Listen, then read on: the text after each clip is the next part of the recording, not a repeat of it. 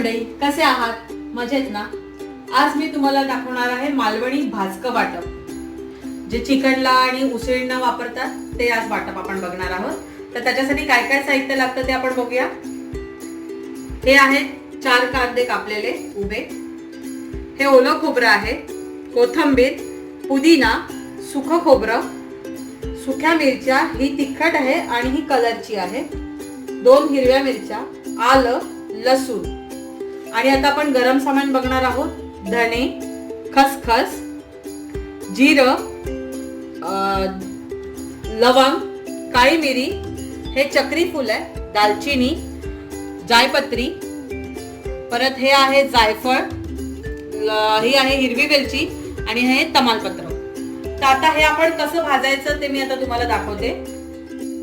आहे कढईची flame medium ठेवायची आहे आणि त्याच्यामध्ये 1 चमचा तेल घालून घ्यायचंय. 1 चमचा तेल घातल्यानंतर हा जो आपण उभा चिरलेला कांदा होता, हे ते 3 कांदे जे होते ते आपण ह्याच्यात घालून घ्यायचे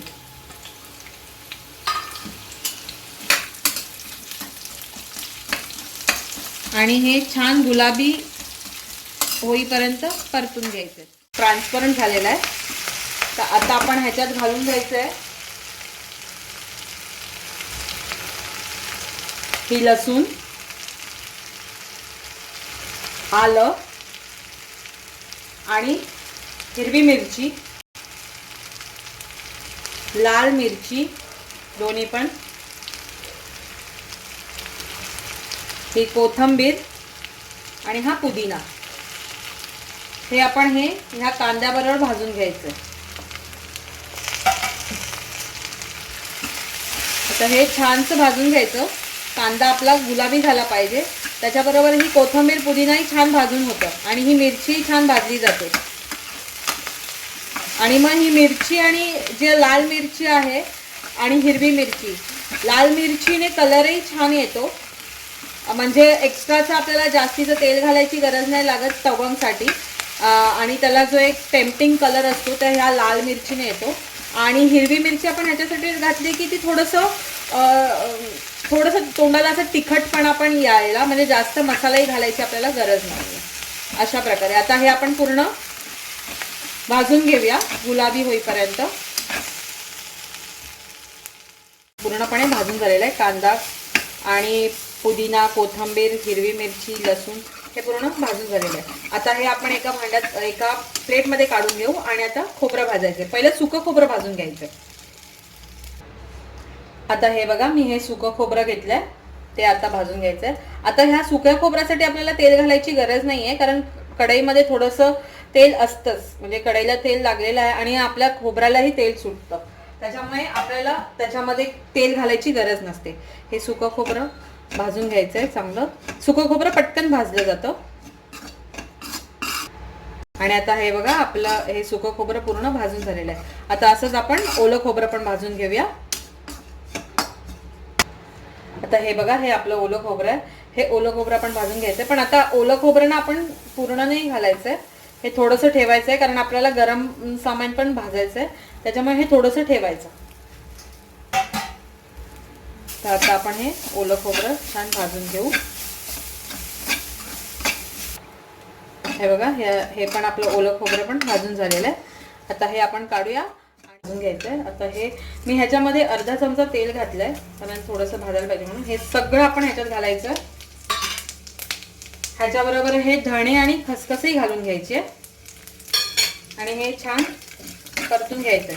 आता हे जेव्हा उडायला लागतं तेव्हा जे आपण थोडंसं जे खोबरं ठेवलं होतं ओलं खोबरं भाजायला, ते आपण ह्याच्यात घालणार आहोत. हे बघा, हे आता हे आपण ह्याच्यात घालायचं.